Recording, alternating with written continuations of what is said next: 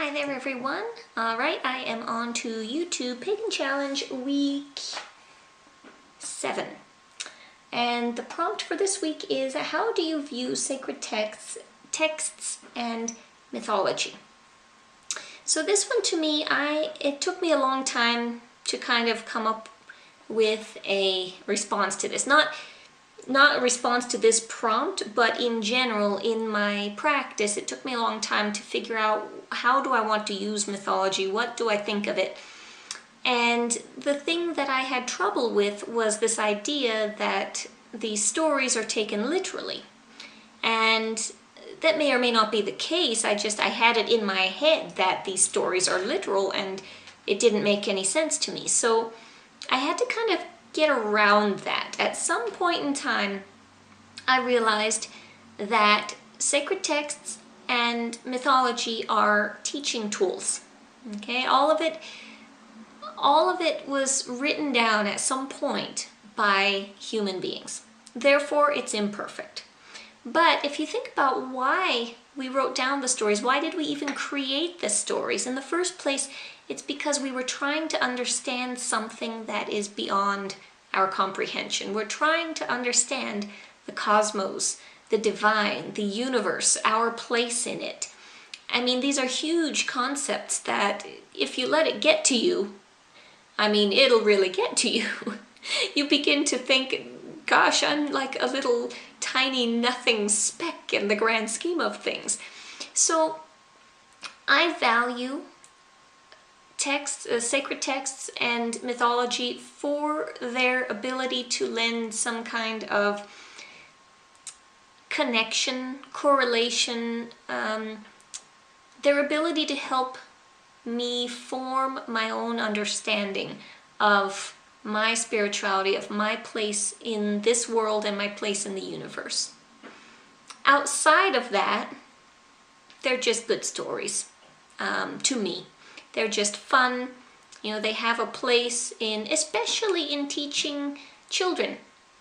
You can think of even, you know, back in the day when it was not common, and in some parts of the world it is still not common for adults to be literate, in which case using stories and mythology to convey messages is a very good way of helping those people, helping those children to learn, you know, what your place in life is.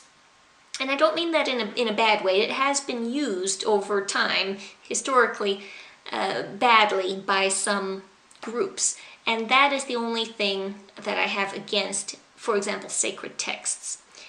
And I should clarify that, I think. I don't have anything against the text itself. I have issue with people interpreting the text and then telling other people they need to interpret it the same way, or else they're wrong. Because, as said, all of these words put down on paper, they were all put down there by human beings. They are all imperfect. And I like to keep that in mind. So overall, sacred texts, mythology, very good learning tools, very good playground for getting the thought process going.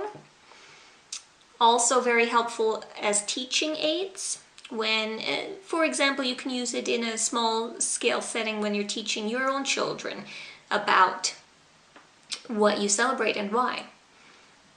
And outside of this context of a tool, something to help the individual, I think they are just simply stories. And that is a good thing because stories keep us connected with our inner child, and sometimes we need that. Life gets a bit too serious every now and again, so it's good to be reminded that in the grand scheme of things, we are always children. Children of our parents, children of the divine, children of a greater existence. Alright, hope that was useful and entertaining to you. If you have commentary, good, bad, ugly, you know, questions, comments, snide remarks, all of that gets put down below in the comments if you would like. and I will be talking to you again soon. Have a good rest of your day. Bye.